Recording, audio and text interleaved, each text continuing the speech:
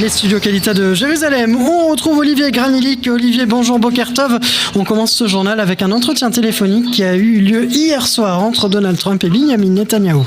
Et en effet, les deux dirigeants ont fait le point sur plusieurs dossiers régionaux. Selon le bureau du Premier ministre, ils ont convenu de poursuivre la coordination étroite entre Israël et les États-Unis sur les différents fronts. Donald Trump a notamment informé Benyamin Netanyahou des opérations menées par les forces américaines dans le Golfe. De son côté, le Premier ministre israélien a fait part de sa vive inquiétude face aux récentes déclarations du président turc Erdogan et de son entourage contre l'existence même de l'État d'Israël. Il a également insisté sur la nécessité de maintenir des zones de sécurité le long des frontières israéliennes. Benyamin Netanyahou a affirmé de son côté que la guerre contre l'Iran est loin d'être terminée. En effet, le Premier ministre s'est exprimé hier lors de la cérémonie de remise des diplômes de la nouvelle promotion de pilote de l'armée de l'air. La guerre n'est pas terminée, a-t-il déclaré, estimant que de nouvelles menaces continuent de peser sur Israël. Selon lui, les opérations menées ces derniers mois ont permis de freiner le programme nucléaire iranien et d'assurer la supériorité aérienne d'Israël dans la région. Même message d'ailleurs de fermeté du ministre de la Défense, Israël Katz. Oui, il a assuré que Tsahal était prêt à reprendre les opérations contre l'Iran si nécessaire. Si nous devons revenir, nous reviendrons avec force. Encore plus grande, a-t-il affirmé. Le chef d'état-major a lui aussi également indiqué que l'armée restait en état d'alerte élevé. Des centaines d'avions de combat sont prêts à décoller à tout moment, a-t-il révélé. À Gaza maintenant, le porte-parole du Hamas, Razem Kassem, aurait été visé hier par une tentative d'élimination. Oui, c'est plusieurs médias arabes qui nous l'apprennent. Un véhicule dans lequel il circulait a été frappé et l'un de ses accompagnateurs aurait été tué. L'état de santé de Razem Kassem reste incertain. Plusieurs sources évoquent des blessures sans en préciser la gravité. À ce stade, Tsahal n'a ni confirmé ni infirmé être à l'origine de cette frappe. Diplomatie à présent, Israël poursuit sa mission d'aide au Venezuela, frappé il y a une dizaine de jours par un puissant séisme. En effet, Greg, puisque Benyamin Netanyahou a salué le travail de la délégation israélienne déployée sur place. Vous reconstruisez les ruines, mais aussi les relations diplomatiques, a déclaré le Premier ministre israélien. Une trentaine de spécialistes du commandement du Front intérieur et du ministère des Affaires étrangères participent à l'évaluation des bâtiments endommagés et à l'élaboration d'un plan national de reconstruction. Pour Benyamin Netanyahou, cette mission revêt une importance particulière. Le Venezuela avait rompu ses relations diplomatiques avec Israël en 2009 et selon le Premier ministre, cette aide humanitaire permet aujourd'hui de montrer le véritable visage de l'État d'Israël et pourrait ouvrir la voie à un rapprochement entre les deux pays. On ouvre un volet politique maintenant, Olivier, avec la coalition qui est parvenue à un compromis sur le projet de loi fondamentale consacré à l'étude de la Torah. Oui, après plusieurs jours de tension entre le Likoud, le Chass et Degel HaTorah, les partenaires de la coalition se sont donc accordés sur une version allégé du texte. Le projet ne comportera plus qu'un seul article. Il affirme que l'étude de la Torah est une valeur fondamentale du patrimoine du peuple juif et de l'État d'Israël. En revanche, les dispositions les plus controversées ont été retirées. Elles prévoyaient notamment de reconnaître l'étude de la Torah comme un service rendu à l'État au même titre que le service militaire. Et on termine avec cette polémique autour de la chanteuse Noa Kirel. Oui, avec son nouveau clip publié pour la Coupe du Monde 2026 qui provoque une vive controverse en Espagne. On y voit la chanteuse sous les couleurs de l'Argentine arrêter des tirs d'un joueur espagnol. Plusieurs médias y voient un message politique contre Madrid face aux critiques. Noa Kirel a répondu sur Instagram avec une photo où elle brandit les drapeaux d'Israël et de l'Espagne, accompagné d'un message « Viva España, Viva Argentina et Viva Israël ». Merci beaucoup Olivier. Olivier Granilic, qu'on aura le plaisir de retrouver tout à l'heure à 7h30 pour la revue de la presse en Israël.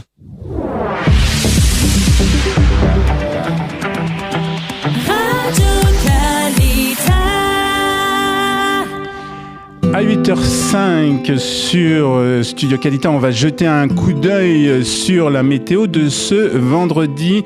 10 juillet, la météo bien sûr en Israël avec un temps estival largement ensoleillé sur l'ensemble du pays avec des températures de saison qui seront légèrement supérieures au normal. Il fera aujourd'hui jusqu'à 30 degrés à Haïfa, 31 à Tel Aviv, 31 aussi ici à Jérusalem, jusqu'à 35 degrés à Beersheva et 41 degrés à Eilat.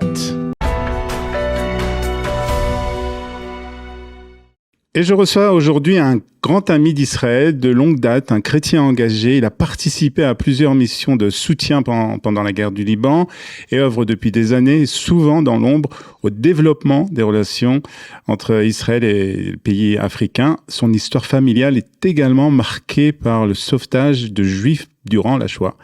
Nous sommes très heureux de recevoir Christophe Reneto. Christophe, bonjour, merci d'être avec nous. Vous êtes aussi spécialiste de géopolitique, plus particulièrement tout ce qui concerne les pays africains.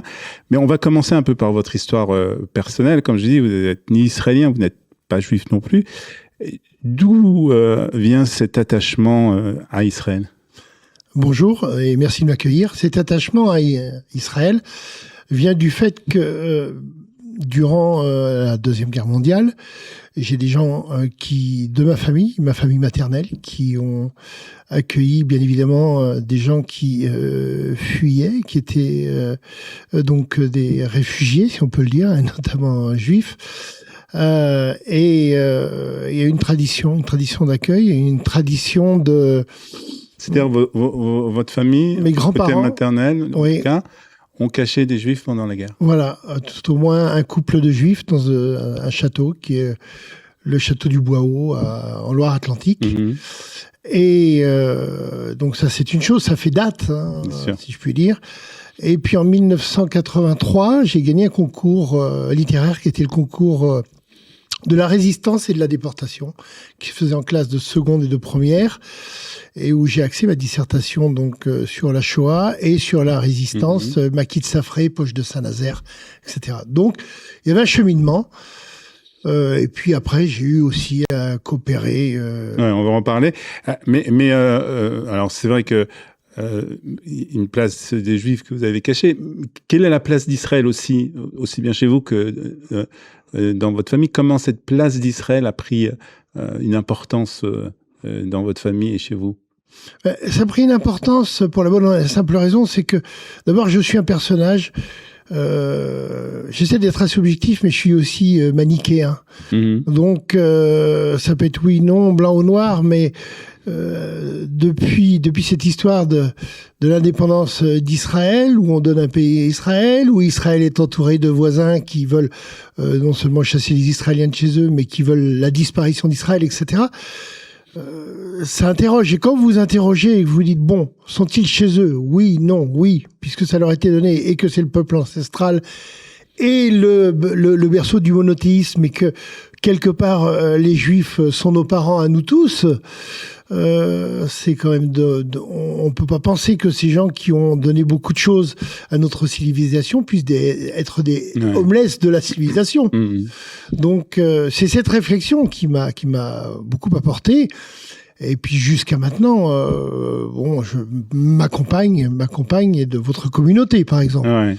Tout en restant quand même très attaché à votre histoire familiale, à votre religion, etc.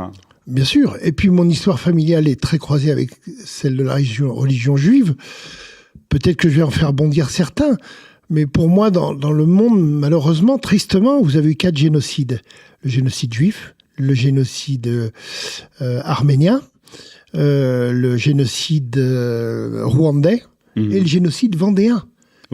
Vendéen, en 1793. Plus de 200 000 morts en Vendée, et la Vendée ne comptait que 450 000 personnes.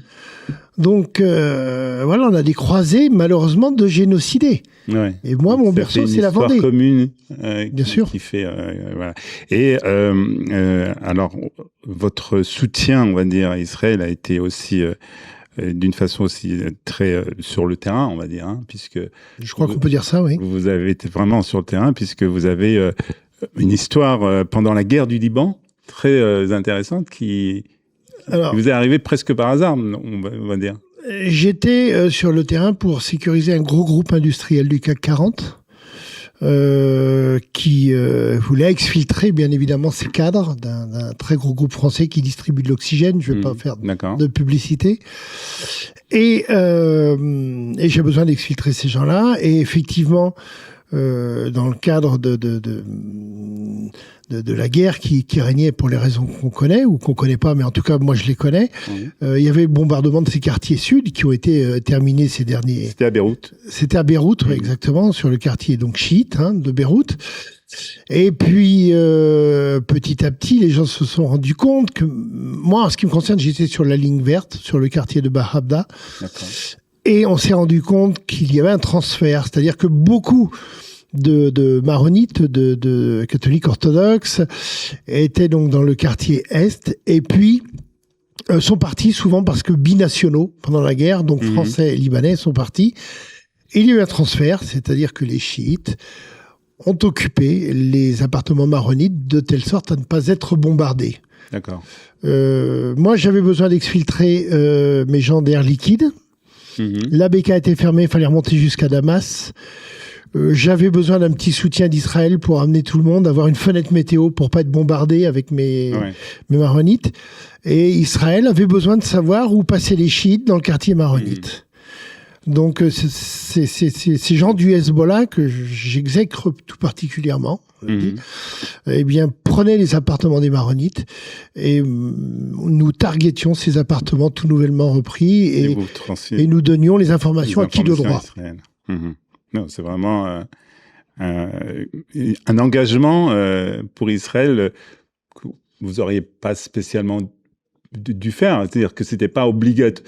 Vous auriez pu répondre à Israël, bah non, ça m'intéresse pas, j'ai pas envie de me mettre en danger, mais vous l'avez fait quand même. Je trouvais il fallait accepter cette opportunité de se rendre service l'un à l'autre parce que nous allions dans le même sens de l'histoire. Alors, une question on voit votre engagement très profond, que ce soit pour les Juifs, pour Israël. Est-ce qu'il y a eu un changement le 7 octobre par rapport à votre engagement et par rapport à votre soutien à Israël? Alors, au risque de soulever certaines polémiques, en ce qui me concerne, il n'y a pas eu de changement. Ça n'a fait qu'encourager ma progression, à me dire mais c'est quand même injuste ce genre de choses. Et vous savez ce que je me suis dit en cet octobre funeste? Je me suis dit, ils ont intérêt de faire vite derrière. Parce que dans 6 mois, eh bien, ceux qui auront tué, ce seront les Israéliens. Vous voyez ce que je veux dire? Le renversement de l'histoire. C'est ce qui s'est passé. Mais c'est ce qui s'est passé. Je l'ai dit autour de moi, les Israéliens ont intérêt de faire vite, parce que là, tout le monde allume des cierges sur le bord de fenêtres, etc. Ouais. Mais vous savez à quel point... Ça n'a pas duré 6 mois, d'ailleurs. Même pas 3 mois. Mais vous savez à quel point l'humanité est hypocrite. Et 3 mois après, et voilà, c'était vous qui étiez montré du doigt. Ouais. Alors, comment vous l'avez vécu, justement? Vous avez vu ce changement, enfin, peut-être pas un changement, mais en tout cas... cette haine d'Israël qui s'est développée dans certains partis même, en France, on en parlera aussi. Comment vous l'avez vécu? Je le vis comme une continuité d'une haine ancestrale et de la mollesse de certains pays qui laissent s'installer cette haine ancestrale qui se laisse bouffer. Je disais pas plus tard qu'hier sur un média, je disais la chose suivante: la grande différence entre la France et Israël.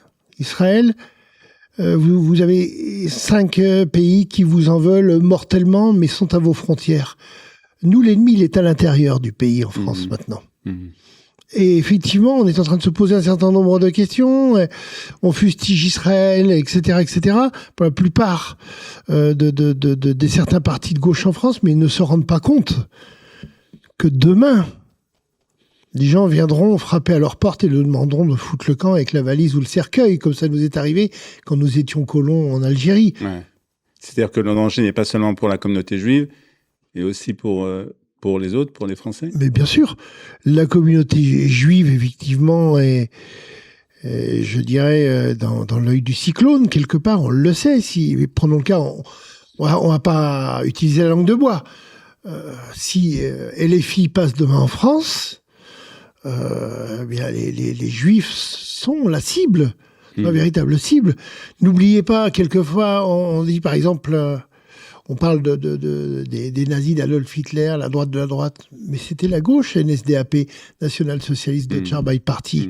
Les fils sont de gauche, les grands partis totalitaristes de Staline et tout, les pogroms, etc., qui menaçaient les Juifs, étaient de gauche. La plupart et c'est ce qui est l'histoire se rejoue. Donc oui, soyons vigilants.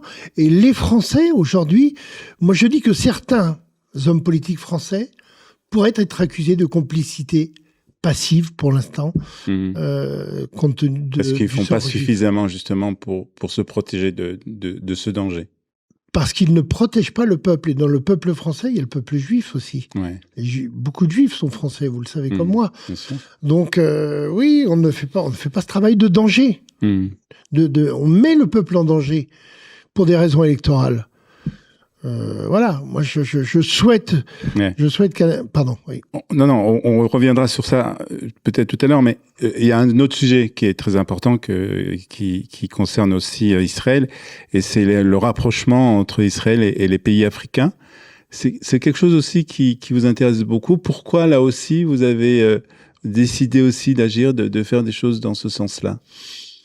J'ai décidé d'agir dans ce sens-là parce que Israël a par le passé été très très présent en Afrique, et pas seulement pour les siens. Hein. Je pense à Addis Abeba, donc les Juifs qu'Israël est allé chercher avec des opérations extrêmement intéressantes et extrêmement courageuses. Mais Israël a fait aussi beaucoup pour l'Afrique, et notamment pour la paix en Afrique. Quelquefois pour les rapprochements ethniques, avec des moyens technologiques, des moyens humains, etc. Toujours dans la discrétion. C'est quoi qu'on en pense, quoi qu'on en dise, Israël intervient toujours en grande discrétion dans la consensualité et le rapprochement des peuples en Afrique. Et comment voulez-vous qu'on puisse refuser à des gens qui, chez eux, ont irrigué le désert, de venir aider l'agriculture pour donner à manger aux Africains? On n'a pas toujours... on mesure pas toujours l'importance qu'Israël a eue dans certains pays d'Afrique. Et par contre, c'est vraiment quelque chose une importance capitale pour certains pays, surtout au niveau de l'agriculture, de l'eau, etc. Ils ont apporté des technologies incroyables. Mais on le voit... je pense à un de mes amis, d'ailleurs, à Berkowitz, qui est actuellement très présent sur Madagascar, où il va y avoir vraisemblablement une coopération extrêmement active entre Madagascar et Israël, et le nombre de Malgaches qui sont revenus vers nous en disant nous, Israël, il y a eu des grandes missions il y a très longtemps entre Israël et Madagascar, et on attendait que le retour d'Israël. Ouais. Alors, c'est un apport technologique aussi, mais il y a aussi, je crois, un rapprochement et un lien concernant la religion qui est très important aussi. Un lien spirituel aussi qui est important. Est-ce qu'on le voit encore aujourd'hui? Oui, la spiritualité, c'est le dernier gage de savoir garder les civilisations calmes. C'était le premier, ce sera le dernier. La spiritualité, elle orchestre le monde. Quand il n'y a plus rien à faire, quand les gens se mettent sur la figure pour des raisons de religion, quelque part en prenant du recul, la spiritualité vient à l'aide des religions, et elle est capable d'instaurer le calme à nouveau. Et ça, vous le voyez aussi? Vous le voyez, que ce soit sur les pays africains? Bien sûr. Et en Europe? Mais vous savez, l'Europe, je vais passer, excusez-moi l'expression, je vais être un peu vulgaire, mais pour un vieux con peut-être. Mais l'Europe, à force de rechercher une spiritualité, de s'inventer une spiritualité qui n'est pas, à force une fausse religion. Une fausse religion, la religion du faux semblant, entre autres. Eh bien, on passe à côté de certaines choses qui existent depuis des millénaires. Cette source d'inspiration, qu'elle soit déiste ou non, mais cette spiritualité, elle peut être maçonnique, elle peut être religieuse, mais en tout cas, elle nourrit. Elle nourrit non pas l'intelligence de l'homme, mais la culture de l'homme, et la culture sert à s'agir la conscience. Alors, où on en est aujourd'hui avec les relations entre les pays africains et Israël? Est-ce que vous voyez, un renouveau quelque part? Oui, je vois un renouveau quelque part et je sais que j'interviens sur certains pays africains pour que Israël puisse reprendre une place que d'autres ont désertée. Et puis une place dont d'autres voudraient s'emparer. Ouais. Aujourd'hui, on est une espèce dans la géopolitique, on est un tripode quelque part en Afrique. Vous avez les Russes, avec ce que fut Wagner et Prigojine. Bon, maintenant c'est Afrika Korps, mais qui sont là, qui prennent le terrain, qui prennent l'argent, qui prennent beaucoup de choses et qui laissent peu en fait. Ouais. Je pense que les Africains resteront locataires de leur propre sol si on continue comme ça avec la Russie. Vous avez les États-Unis qui tentent de s'engager, qui viennent et qui repartent. Et on a l'impression que les États-Unis ont du mal avec la culture orale, la culture africaine.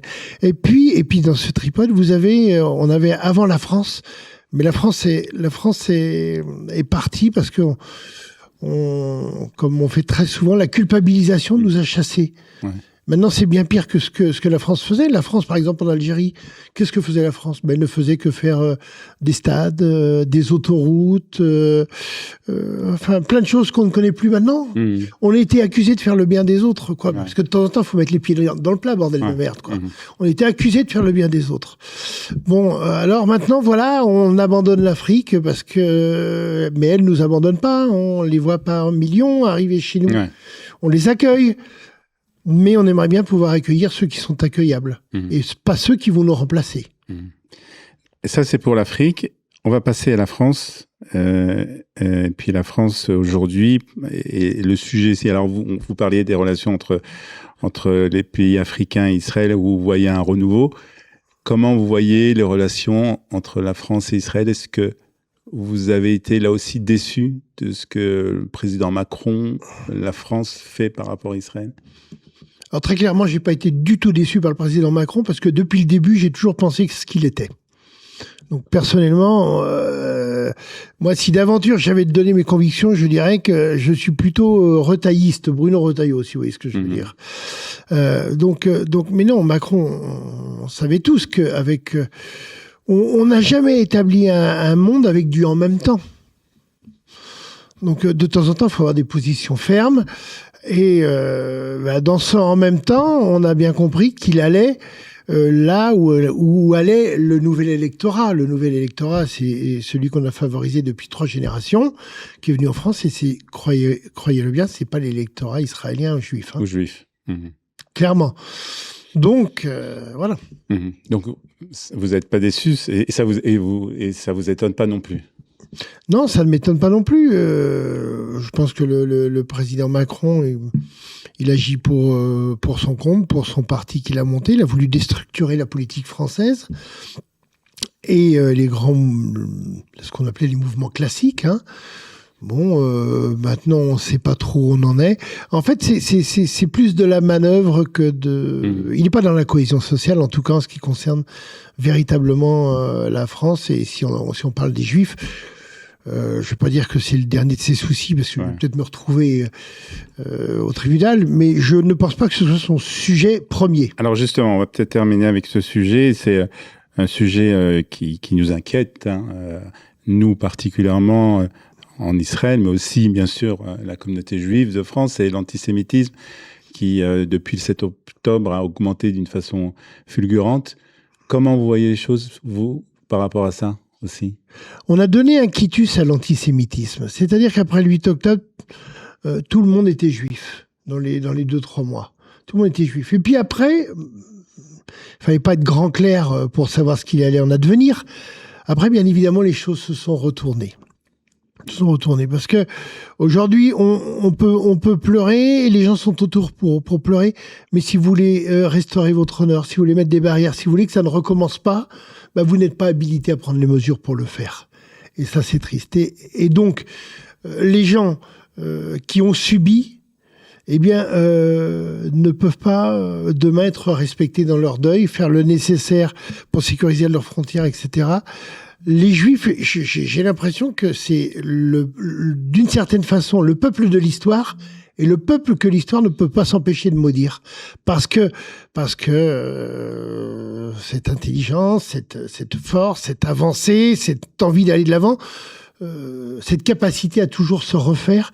Et là, quand je vais mettre en place les voiles de la paix, je veux partir d'un port breton et venir jusqu'à Yafo, être reçu peut-être par le maire de Jérusalem. Je ne demande pas le Premier ministre. Bon, je sais que l'un et l'autre sont pas toujours en concorde. Ça dépend quand vous venez en plus. Oui, mais j'aime beaucoup. Voilà, j'ai une admiration pour le Premier ministre israélien. C'est comme ça.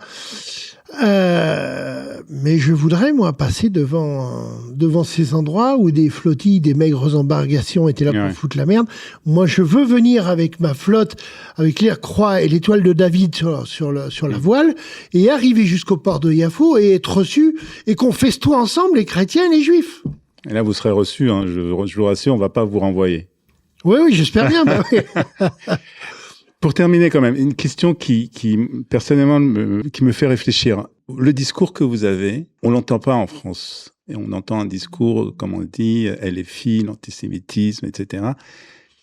Mais est-ce que ça représente une partie de la France qui est silencieuse et qui fait pas parler d'elle? Vous voulez dire cette France qu'on n'entend pas avoir les propos que j'ai à l'instant? Ouais. Parce qu'on les entend pas pratiquement, ces propos. Vous savez, il y a beaucoup de Français qui ont peur. Il y a beaucoup de Français qui ont peur, qui ont été... on leur a dit, il faut tolérer, il faut accepter. Et à force de tolérer et à force d'accepter, vous devenez lâche. Vous devenez lâche. Vous savez, si on se replonge dans l'histoire, pour les Juifs de Pologne et des ghettos, au début, c'était plus facile d'accepter que de combattre. Ils n'avaient pas les moyens de le faire. Et quelque part, on a ce syndrome de Stockholm. Vous voyez ce que je veux dire, quelque part. Et il y a les peuples qui ont cette capacité à réagir. Ce qu'est le peuple juif. Il subit, il ploie, mais ne rompt pas. Je ne sais pas ce que va devenir cette France aujourd'hui. Cette France qui accueille, mais n'en peut plus d'accueillir. Et qui, en réalité, ne fait pas les choses pour les gens qui feraient pour elle. En fait, on est obligé aujourd'hui de subir quelque part, et on va me fustiger, mais la loi du martyr. C'est-à-dire qu'on accepte les choses pour pas se faire mettre sur le coin de la figure, vous voyez. Moi, je suis pas de cette France-là. Pour terminer, vous savez, l'hymne israélien, c'est la Tikva, l'espérance. Oui. Il y a quand même un côté d'espérance que vous avez pour la France, un côté optimiste. La seule espérance que je puisse avoir pour la France, c'est de se dire que dans ce monde, tout est cyclique et que ça passera.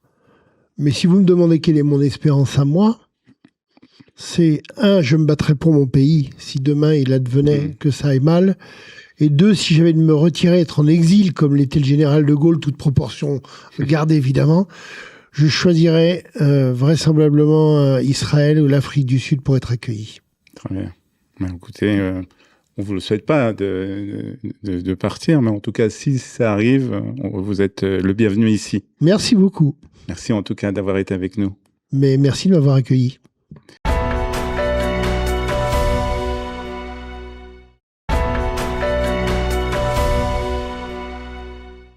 Et on commence cette revue de la presse avec le dossier iranien et la recrudescence des tensions dans la région, avec le Israël Hayom qui décrit un régime de plus en plus fragilisé par les luttes internes entre les partisans de la diplomatie et les gardiens de la révolution. Mais paradoxalement, cette instabilité s'accompagne d'une escalade militaire.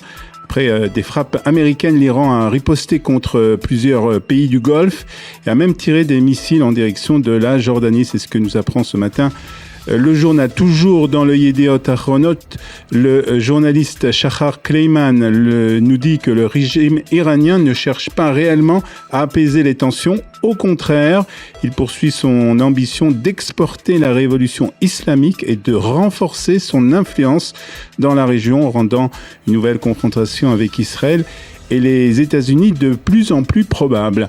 Face à cette situation, Tsahal reste en état d'alerte maximale. Le chef d'état-major Eyal Zamir assure que des centaines d'avions de combat sont prêts à intervenir et prévient qu'Israël répondra avec force à toute nouvelle attaque. Et puis Gaza à présent avec Israël qui publie un rapport pour répondre aux accusations concernant justement la situation humanitaire dans la bande de Gaza.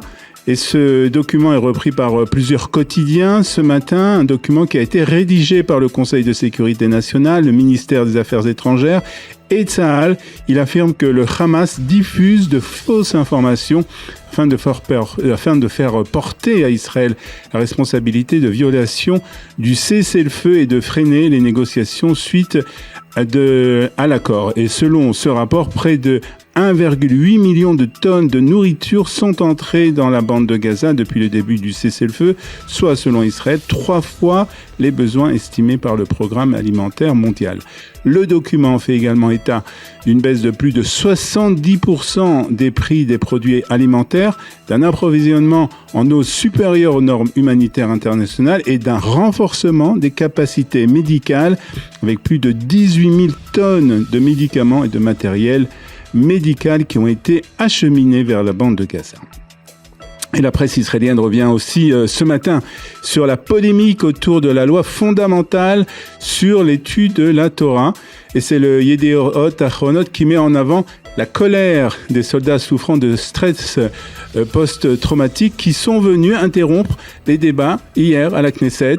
Sous leur pression, la coalition a donc retiré l'article le plus controversé qui risquait d'accorder des avantages comparables à ceux des combattants aux personnes exemptées de service militaire. Mais plusieurs juristes estiment que le texte continue d'encourager les exemptions en faisant de l'étude de la Torah une valeur fondamentale de l'État. Toujours dans le Yedioth Ahronot, le chroniqueur Amichai Attali va plus loin. Selon lui, cette loi révèle une fracture grandissante entre le monde Haredi et le reste de la société israélienne.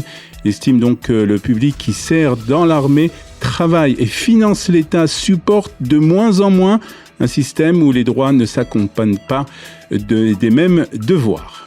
Politique à présent avec le Yedioth Ahronot qui publie ce matin un long entretien avec l'ancien ministre Yoaz Hendel qui lance un nouveau mouvement politique avec Hili Troper. Yoaz Hendel affirme qu'il ne permettra jamais à Binyamin Netanyahou d'obtenir une majorité de 61 députés. Selon lui, le Premier ministre est aujourd'hui prisonnier des partis ultra-orthodoxes et prend des décisions qui nuisent à la sécurité d'Israël. Il appelle donc à la formation d'un large gouvernement sioniste sans parti orthodoxe ni parti arabe, estimant que la guerre a montré la nécessité de refonder le contrat entre ceux qui servent dans l'armée et ceux qui en sont exemptés. Il ne ferme toutefois pas totalement la porte à Netanyahou. Il se dit prêt à siéger dans un gouvernement d'union nationale de 70 à 80 députés sionistes, mais refuse catégoriquement d'être le 61e siège qui permettrait au Premier ministre de rester au pouvoir. Et toujours au chapitre politique, un sondage confirme ce matin la progression du parti de Gadi Eisenkot. Selon un sondage publié par la chaîne de télévision E24 News en hébreu, le Likoud reste en tête avec 29 sièges, mais la principale progression est celle de Gadi Eisenkot. Son parti Yachar atteint, selon ce sondage, 21 mandats, son meilleur score depuis déjà plusieurs semaines. À l'inverse, les nouvelles formations de Benny Gantz et Danny Shimkri et celles de Hili Troper de Yoaz Hendel n'atteindraient pas le seuil d'éligibilité. Au total, le bloc anti-Netanyahou disposerait de 61 sièges contre 59 pour la coalition actuelle, une majorité extrêmement fragile. Le sondage montre également que les Israéliens sont divisés sur les relations entre Donald Trump et Binyamin Netanyahou. Une majorité de 51% estime que chacun défend désormais avant tout les intérêts de son propre pays, tandis que 32% seulement pensent que les deux dirigeants continuent d'agir en parfaite coordination. Puis le Israël Hayom met en avant aussi une innovation ce matin, une innovation israélienne dans le secteur du cerveau. L'entreprise israélienne a développé Delphi, un système inédit capable d'évaluer le fonctionnement du cerveau grâce à des impulsions magnétiques sans chirurgie ni douleur. Le Israel Hayom nous explique que l'examen dure moins d'1 heure et permet de détecter d'éventuels troubles cognitifs avant l'apparition de symptômes irréversibles. Cette technologie, la seule au monde de ce type, a récemment obtenu l'autorisation de la FDA américaine. Et on termine cette revue de la presse avec une note cinématographique. Hier soir s'est ouvert le 43e Festival du cinéma de Jérusalem. Malgré les tensions et les craintes d'une nouvelle escalade avec l'Iran, près de 6000 spectateurs ont assisté à la cérémonie d'ouverture face au rempart de la vieille ville. Le Yediot Ahronot nous apprend que le festival s'est ouvert avec un film israélien, Indépendance, de Moshe Rosenthal, et proposera jusqu'au 19 juillet des centaines de projections des avant-premières israéliennes et internationales, ainsi qu'une trentaine d'invités venus de l'étranger. Plusieurs films français figurent également à la programmation, un rendez-vous qui confirme la volonté du monde culturel israélien de continuer à faire vivre la création malgré le contexte sécuritaire. L'équipe des Olim de France sont en train de rafler des médailles, une moisson de médailles, puisqu'on en est, je crois, 11 médailles depuis le début des Maccabiades, et nous sommes très heureux de recevoir une sportive, justement, avec 2 médailles d'or, Sabrina Moïse. Sabrina, bonjour. Merci d'être avec nous pour parler de cette performance. Donc, 2 médailles d'or. Première médaille aux 5 km et deuxième médaille aux 21 km à Jérusalem. Là, on a eu quelques petits soucis par rapport à ça. La confirmation a été donnée il y a quelques heures, je crois. Ouais, les résultats ont mis longtemps à arriver. Enfin, ils ont fait un micmac au niveau de la logistique. Ils ont mélangé les triathlons et les coureurs, donc on ne savait pas qui était qui. Moi, en l'occurrence, j'étais arrivée première sur tous les trucs, donc je savais que j'étais première, mais j'attendais quand même confirmation. Voilà. Donc 2 médailles d'or. C'est la première fois que vous participez au Maccabiades, Sabrina ? Au Maccabiades, c'est la 2e fois. J'étais aussi dans la même équipe des Olim de Kalita, c'était il y a 4 ans, je crois. Mais c'était pas le même format pour la course. C'était aussi pour la course. C'était pas la même chose. Là, c'est un peu plus challenging, on va dire, parce qu'ils nous demandent. Enfin, c'est pas obligatoire, mais on a 4 courses à un jour d'écart, enfin un jour sur 2 pour. C'est un rythme soutenu tout de même. C'est quelque chose que moi personnellement j'ai jamais fait, même si je cours quand même pas mal. J'ai jamais fait ça encore, et on va voir comment je serai dimanche. Mais c'est très soutenu. Quelle est l'ambiance, Sabrina ? Parce que nous, on voit ça de l'extérieur, mais on a l'impression, je suis sûr que c'est une organisation très importante. Quelle est l'ambiance des Maccabiades cette année ? Nous, en tout cas, moi, pour la course, d'abord, c'est très sympa. À Herzliya, la première course de 5 km dimanche, donc, ils nous ont fait un truc au country d'Herzliya. Après, il y avait soirée piscine, etc. On n'est pas resté parce que c'était quand même, on voulait rentrer. Mais il y a une bonne ambiance. Les gens sont hyper détentes. Au début, on ne se connaissait pas. Maintenant, c'est des têtes qui reviennent, donc on commence à discuter. Moi, dans ma catégorie, j'ai des Américaines, des Israéliennes et une Brésilienne. Donc là, ça y est, on n'est pas copines, mais on a commencé à sympathiser, on parle, on discute, on échange, c'est très sympa. On a eu cette année beaucoup déjà de médailles, c'est pas encore terminé d'ailleurs. C'est assez impressionnant quand même, l'équipe des Olim de France cette année. Écoute, on est pas mal, on se débrouille bien finalement, malgré nos âges avancés pour la plupart. Il y a des très jeunes aussi chez nous qui ont, je crois, il y a l'équipe des juniors de basket, qui a une médaille de bronze aussi, je crois, ce matin. Mais oui, on se défend. C'est bien, c'est sympa. Alors cette année, en plus, vous courez, toi tu cours plus particulièrement, Sabrina, pour une soldate, mais tous ceux qui participent à l'équipe des Olim de France courent pour un soldat ou pour une soldate qui sont tombés pendant la guerre. Et toi, tu cours pour une soldate, hein ? Ouais, Alors moi j'ai eu l'honneur on m'a jumelé avec Hadar Ben Simon. C'est une soldate qui est tombée à Zikim le 7 octobre.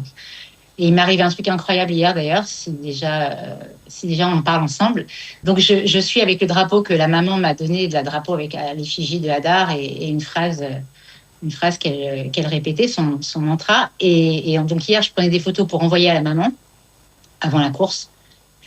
Et il y a un des triathlètes, un monsieur qui vient vers moi, que je connaissais pas, un Israélien, et qui me regarde et qui me dit « D'où tu connais Hadar ?»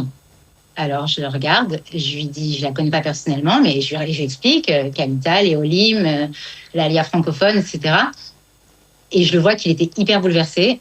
Et je lui dis « Tu la connaissais ?» Il me dit « Je la connaissais pas elle personnellement, mais en fait, elle est tombée côte à côte avec le fils de son meilleur ami. Mmh. Ils sont tombés les deux ensemble côte à côte. Et donc, quand il a vu son nom, je te le raconte maintenant, moi qui me le racontais, j'avais la chair de poule. Et là, en le racontant, c'était hyper bouleversant. Et j'ai dit, tu vois, tout ce qu'on fait là depuis quelques semaines, rien que pour ça valait la peine. Parce que rien que pour cet échange, cette conversation, de parler de ces deux soldats et de ces deux Neshamot, c'était incroyable. Et du coup, on a demandé à une personne de la Maccabia de nous prendre en photo pour envoyer. Moi, je vais l'envoyer à la maman de Hadar. Mmh. Et la fille qui nous a pris en photo, c'est Merab, c'est celle qui s'occupe des courses de la Maccabia. Et elle me regarde et elle fait « Mais d'où tu connais Hadar ?» C'est pas possible, tout le monde connaît Hadar. Et en fait, cette Merab s'était occupée de monter le film des rushs que les familles ont reçus qu'elles viennent de recevoir, en fait. Et donc, elle avait monté le rush de la base de Zikim. Et donc, elle connaissait les 7 soldats qui sont tombés. Enfin bon, c'était complètement surréaliste et en même temps, waouh. Qu'est-ce que ça représente ? Qu'est-ce que ça représente pour toi de courir justement pour une soldate, pour Hadar ? Justement, ouais. Bon, déjà, moi, quand j'ai parlé avec la maman, je connaissais pas Hadar et j'avais pas entendu particulièrement parler d'elle, mais quand j'ai parlé avec la maman, après, je me suis effondrée. Bon, j'ai déjà malheureusement côtoyé, mais d'abord le fait qu'elle aurait eu 23 ans et qu'elle avait 20 ans quand elle est tombée et qu'elle était à Zikim. J'ai une de mes filles qui est combattante et qui est à Rafiaf. J'ai une de mes autres filles qui a 23 ans et qui est encore à l'armée. Donc c'est sûr que ça m'a bien submergée. Et à part ça, hier soir, vers la fin, il me restait 3 kilomètres et j'étais là, ça devenait un peu dur quand même. Et je voulais quand même essayer de faire un temps correct. Et donc, c'était difficile. Je sentais que mes jambes commençaient à fatiguer. Et je me disais, vas-y, tu le fais pour Hadar, tu le fais pour Ivry, qui est un autre soldat que je porte cher dans mon cœur. Et j'étais là, vas-y, tu le fais pour eux, ils vont te donner des ailes. Et voilà. Et là, tu voles. Ça donne une autre dimension, en fait, à la course. Complètement. C'est beaucoup plus profond. C'est toujours beau. C'est sympa de courir pour soi, mais c'est clair que ça rajoute une dimension supplémentaire et une échama supplémentaire, quoi. Voilà, il faut dire que tous les participants, je crois qu'il y a 160 participants cette année à l'équipe des Olim de France, la plupart en tout cas ont été jumelés avec des soldats, et je crois que tous les soldats, je crois, il y a des équipes qui ont un soldat, et nous les coureurs, on a chacun un soldat, mais tous les soldats courent au nom d'un, tous les athlètes courent au nom d'un. Et je crois que toi, tu es, c'est la seule soldate qui est tombée, en tout cas, la seule soldate. C'est la seule femme francophone, qui est tombée le 7 octobre. Alors, la suite, c'est quoi ? Déjà 2 médailles d'or. Est-ce qu'on peut en espérer encore d'autres jusqu'à la fin des Maccabiades, Sabrina ? Pas de pression. Pas de pression. J'ai déjà beaucoup de pression du manager, Michael Candel. Non, je rigole. Non. Je suis bien partie a priori. J'ai un peu d'avance sur ma concurrente directe, on va dire. Donc, a priori, on va essayer. On espère encore des belles médailles, que ce soit pour Sabrina et pour tout le reste de l'équipe des Olim de France qui font sensation cette année, en tout cas, au Maccabiades. Merci beaucoup et bonne chance, bonne continuation, Sabrina. Merci, à bientôt. Merci d'avoir été avec nous. Et si l'on nous avait menti ? Et si le procès de Binyamin Netanyahou était bel et bien une immense mise en scène orchestrée par le parquet et ses ramifications dans le deep state israélien, dans le but de se débarrasser d'un Premier ministre indétrônable dans les urnes. Cette théorie conspirationniste était jusqu'à présent l'apanage des bibistes. Mais la semaine dernière, les juges du tribunal de district de Jérusalem l'ont consolidée en suggérant au parquet d'abandonner le chef d'accusation de corruption dans le dossier choc de ce procès, le dossier 4000, dit le dossier Bezek-Walla. Ce n'est pas la première fois que les juges font cette suggestion au parquet. Déjà, en juin 2023, ils avaient lancé ce pavé dans la mare.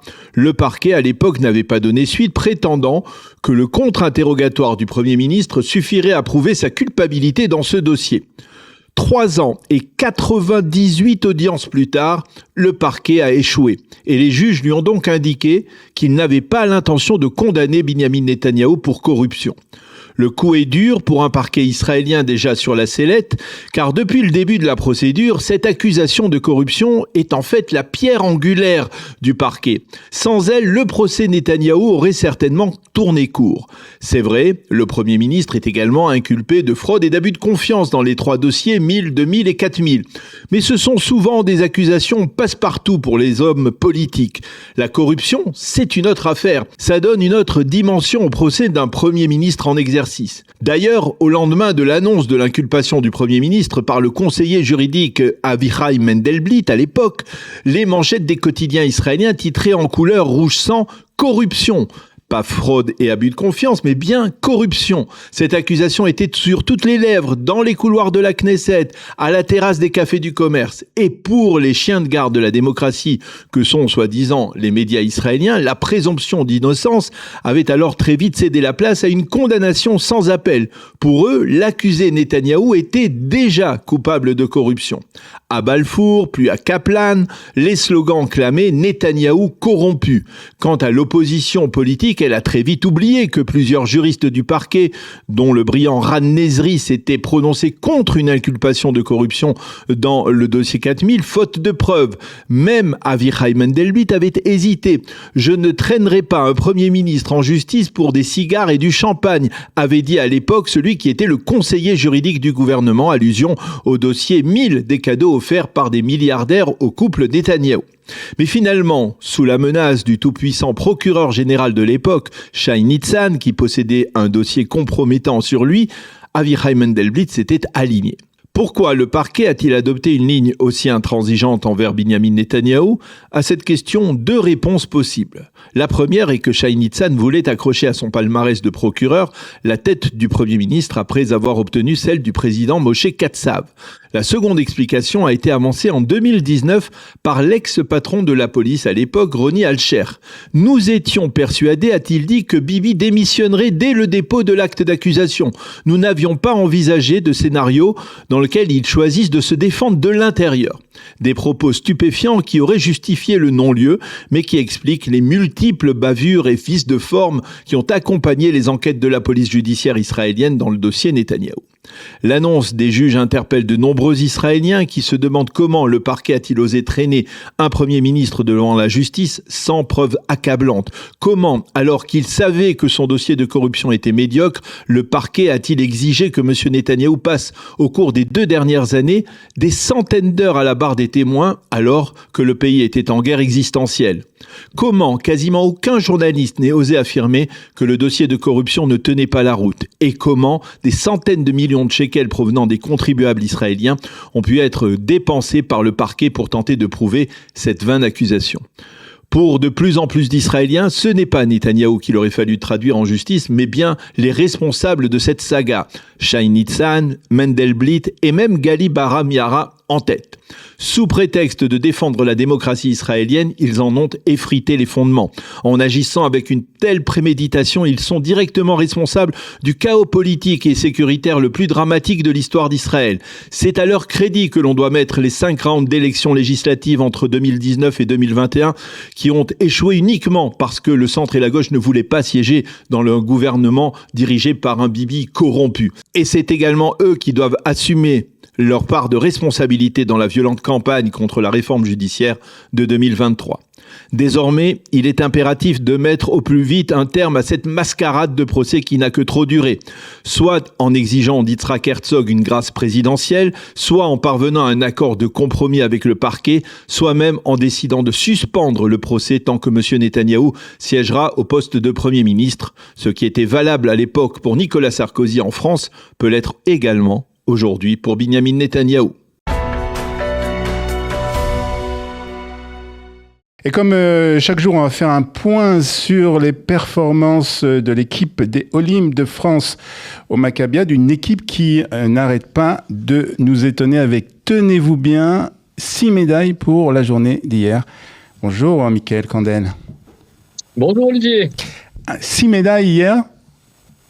Exactement, ce n'est plus une pluie de médailles qui s'abat sur C'est un déluge. Sur l'Olympe de France, c'est carrément un déluge. Ouais. Complètement inattendu, effectivement.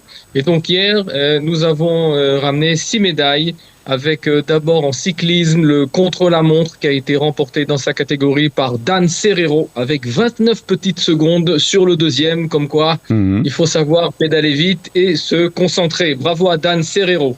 En triathlon, Jean Veil, sur l'épreuve de cyclisme, remporte la médaille d'argent et est également médaille d'argent sur le combiné. Il n'arrête pas, Jean Veil. Hein. Pardon ? Il n'arrête pas, Jean Veil, avec ses Jean médailles. Veil, il n'arrête pas, il doit être à 5 ou 6 médailles. Je ne compte plus, on n'en arrive plus à compter. En course aussi, nos coureurs étaient hier à l'œuvre sur le 1600 mètres, le miles.